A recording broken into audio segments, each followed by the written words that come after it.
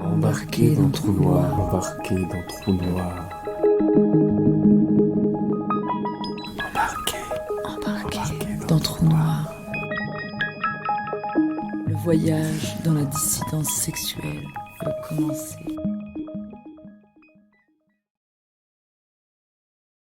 Paul B. Preciado, Gucci et les misères du capitalisme.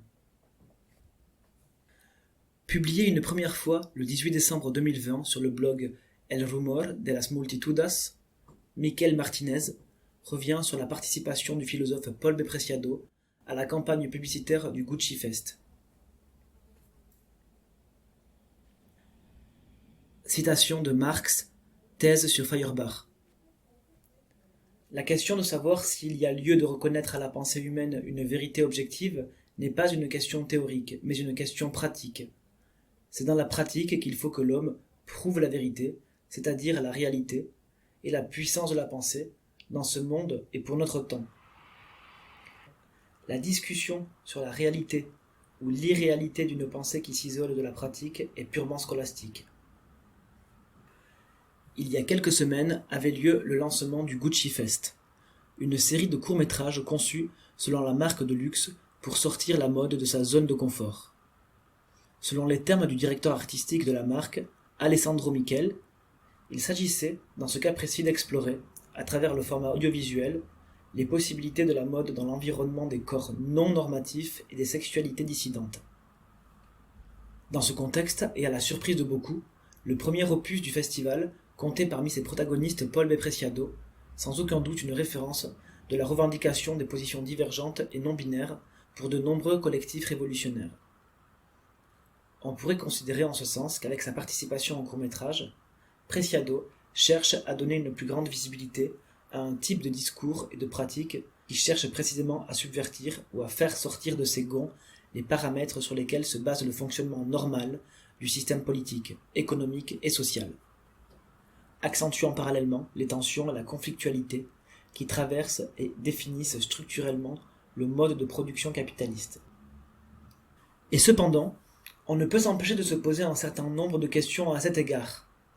Preciado a-t-il remarqué que ce sont les rapports de domination et d'exploitation, à commencer par les processus de production dans les usines délocalisées, sur lesquels va s'appuyer le succès commercial de la marque pour laquelle il a accepté de travailler? S'est-il préoccupé de savoir que Gucci fait partie d'un grand conglomérat, le groupe Kering, auquel appartiennent un grand nombre de sociétés multinationales et qui en tant que telles représentent l'apogée du modèle capitaliste et de la logique néolibérale? Qu'en est-il donc des processus liés à l'économie sociale et solidaire, au coopérativisme, revendiqués par les mouvements sociaux et qui sans doute s'inscrivent dans la meilleure partie des traditions de lutte du mouvement ouvrier? L'auteur a-t-il quelque chose à dire sur les relations d'asymétrie, au sens néocolonial, que ce type de géant commercial établit habituellement avec les pays dans lesquels il installe sa production, afin d'obtenir le plus grand profit possible, et des effets dévastateurs sur le territoire et l'environnement que génère l'activité de ce type d'entreprise? Ou simplement, que signifie promouvoir une marque de produits de luxe à un moment où, une fois de plus, le capitalisme montre son visage le plus amer sur la population dans son ensemble, et en particulier sur les classes subalternes, populaires et ouvrières? A-t-il pris en considération le fait que dans ce modèle productif, la pauvreté et la précarité sont fortement féminisées et que par conséquent, le calcul final des bénéfices de l'entreprise dépend d'un ensemble de relations fortement biaisées, non seulement en fonction de son caractère classiste, mais aussi de son caractère sexiste? N'était-ce pas précisément l'objet du travail de Preciado, commencé avec le manifeste contrasexuel, d'analyser les processus de production de la subjectivité afin de dépasser les pouvoirs patriarcaux, racistes et coloniaux? L'idée n'était-elle pas de dénoncer, comme on peut le voir dans Testo Junkie ou Pornotopia, le caractère nécropolitique du capitalisme, et dans ce sens, la manière dont on gère ces vies qui n'ont pas d'importance au regard d'un prisme productif? Ces questions semblent élémentaires, c'est presque évident, et pourtant, il nous semble qu'elles contiennent une réflexion urgente, dans la mesure où elles concernent directement les luttes à caractère anticapitaliste avec lesquelles, très certainement, l'œuvre de Preciado prétend contribuer. Car il ne s'agit pas dans ce cas de revendiquer une position puritaine, austère, dans la sphère de la morale, de la politique ou de l'économie, mais plutôt d'examiner de manière critique les relations que nous entretenons avec le pouvoir, ainsi que d'analyser les possibilités de construire les contre-pouvoirs que nous sommes capables de produire lorsque nous nous rencontrons et nous organisons en collectif. Il s'agit, pour le dire avec Foucault, d'évaluer les stratégies qui entourent et en ce sens orientent la construction de nos discours et de nos relations dans le champ de la subjectivité. L'importance qui, à partir des principales références d'une postmodernité forte, engagée dans la création d'alternatives cohérentes et de solutions collectives au système capitaliste, a été attribuée au domaine de la subjectivité, n'implique en aucun cas que l'on abandonne l'analyse des conditions matérielles, objectives, dans lesquelles se déroulent les processus de production et par conséquent d'exploitation de la force de travail. Pour commencer, parce que la phase post-industrielle ou biopolitique du capitalisme est possible dans ce que l'on appelle le premier monde, pour le dire avec un courant d'auteurs allant de Foucault à Tony Negri, résultant du déplacement de la production industrielle et des matières premières vers des pays historiquement subalternes. De même, dans un contexte où le capitalisme devient de plus en plus versatile et flexible dans son application, et non pas plus doux, il n'est pas seulement nécessaire de créer un sujet qui soit enclin à accepter et à propager un discours et des valeurs déterminées. Il est également nécessaire de déduire une plus-value de chacune des actions que ce sujet réalise, incluant le dépassement de ses heures de travail formellement établies. L'absorption et par conséquent la domestication des formes de vie qui, à l'origine, ont pu s'échapper des raies du pouvoir, constituent ainsi des éléments de première importance pour le maintien de la base productive du système. Si elle est conçue de cette manière, les mécanismes d'intégration et de production de la subjectivité font partie, à l'heure actuelle, de l'infrastructure économique qui soutient le mode de production capitaliste. En ce sens, la participation de Preciado dans le court-métrage mentionné ci-dessus peut seulement être considérée comme relativement limitée dans sa portée. En effet, prétendre qu'une action de ce type est utile pour donner de la visibilité aux discours et aux pratiques subjectives dissidentes implique une perspective aussi réductionniste que celle qui, à l'inverse, implique que l'économisme et le mécanicisme soient une manifestation traditionnellement attribuée au marxisme dans sa version la plus orthodoxe. Car en fin de compte, comme Deleuze le souligne dans sa lecture matérialiste de Spinoza, toute possibilité d'expérimenter avec de nouvelles expressions subjectives est liée à une composition des corps et par conséquent à une configuration concrète de la réalité, en termes tant matériels que symboliques. De la même manière, l'argument selon lequel une telle action tenterait de provoquer des tensions au sein du système ne nous semble pas non plus valable. Il n'y a pas de subversion ou de faille possible lorsque nos actions se déroulent dans une logique et selon des moyens préalablement délimités pour diriger chaque geste, chaque mouvement vers un ordre déterminé. Lorsque dans des textes tels que Un appartement sur Uranus, Preciado nous parle de la notion de fuite, invoquant la production de Deleuze et Guattari, et en faisant allusion à la création de formes de vie qui n'habitent pas les espaces marqués par le pouvoir, nous devrions lui rappeler que la possibilité de fuite ne se présente que lorsqu'il n'y a pas de pacte explicite ou implicite avec le système dominant. En d'autres termes, lorsque la subversion fait partie d'un processus de rupture et de transformation réelle, et non d'un décor agencé pour la jouissance des élites.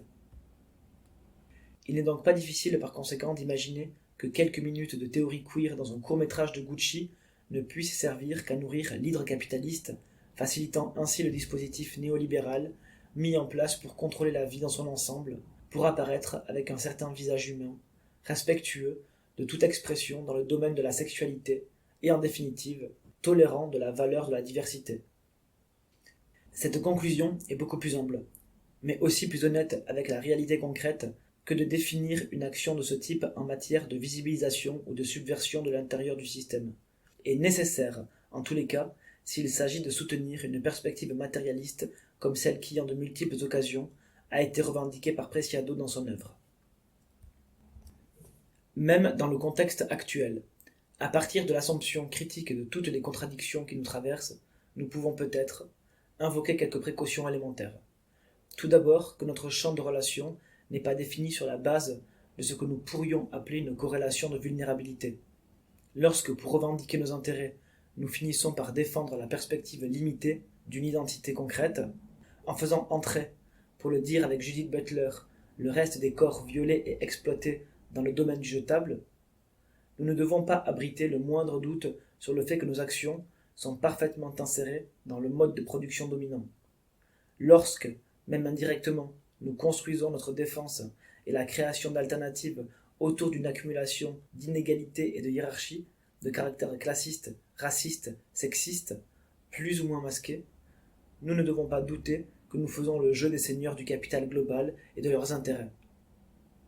Paco Vidarte, à qui l'on doit les premiers contacts avec la théorie queer dans l'État espagnol, l'exprime avec une clarté diaphane dans son livre Ética Marica. Nous sommes tous à la fois des parias et des oppresseurs. La seule chose que le pouvoir veut, c'est que nous nous foulions aux pieds les uns les autres pour différentes raisons. Celui-ci établit des distinctions entre les individus et les groupes en fonction des droits et des statuts sociaux, et fait en sorte que tout reste fluide. Quand se réalise un certain équilibre entre les fluides, il en soulève à nouveau au-dessus des autres et en abaisse d'autres, de sorte qu'il y ait à nouveau des différences et qu'un exercice interne d'oppression et de marginalisation entre les groupes soit possible. Ceux-ci font tous partie, à part entière, du grand peuple des exclus sociaux, par opposition à la classe dominante qui n'entre jamais ou rarement dans ces petits jeux consistant à s'infliger des croche-pieds.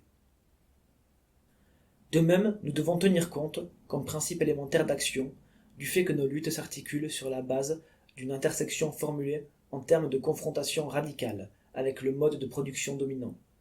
Il s'agirait en ce sens de bloquer, ou en tous les cas, de nous éloigner des circuits tracés par le système pour s'approprier, dans des limites préalablement établies, nos créations dans les domaines tant matériels que symboliques, tout en permettant de nouveaux espaces dans lesquels l'attribution de valeur à nos actions ne se déduit pas de la logique néolibérale. Ainsi, afin d'éviter les nombreux appareils de capture propres au système capitaliste, nos luttes doivent toujours se trouver à partir de la singularité, et pour cette raison même, dans le point commun où se nouent les oppressions et les résistances. Comme le souligne Foucault dans son dialogue avec Deleuze sur le pouvoir, mais si c'est contre le pouvoir qu'on lutte, alors tous ceux qui exercent le pouvoir comme abus, tous ceux qui le reconnaissent comme intolérable, peuvent engager la lutte là où ils se trouvent et à partir de leur activité, ou passivité propre. En engageant cette lutte, qui est la leur, dont ils connaissent parfaitement la cible et dont ils peuvent déterminer la méthode, ils entrent dans le processus révolutionnaire. Comme alliés bien sûr du prolétariat, puisque si le pouvoir s'exerce comme il s'exerce, c'est bien pour maintenir l'exploitation capitaliste. Ils servent réellement la cause de la révolution prolétarienne en luttant précisément là où l'oppression s'exerce sur eux. Les femmes, les prisonniers, les soldats du contingent, les malades dans les hôpitaux, les homosexuels ont entamé en ce moment une lutte spécifique contre la forme particulière de pouvoir, de contrainte, de contrôle qui s'exerce sur eux. De telles luttes font partie actuellement du mouvement révolutionnaire, à condition qu'elles soient radicales, sans compromis ni réformisme, sans tentative pour aménager le même pouvoir, avec tout au plus un changement de titulaire. En définitive, nos aspirations aux luttes à venir pourraient se résumer à la devise deleuzienne selon laquelle « la vie active la pensée et la pensée, à son tour, affirme la vie ». Que nos discours comme nos pratiques, nos connaissances et nos actions individuelles et collectives, nos stratégies et nos incursions tactiques sont les multiples champs de bataille où les conditions de vie de la majorité de la population sont en jeu, servent toujours à dénoncer, jamais à justifier même indirectement, les misères du capitalisme.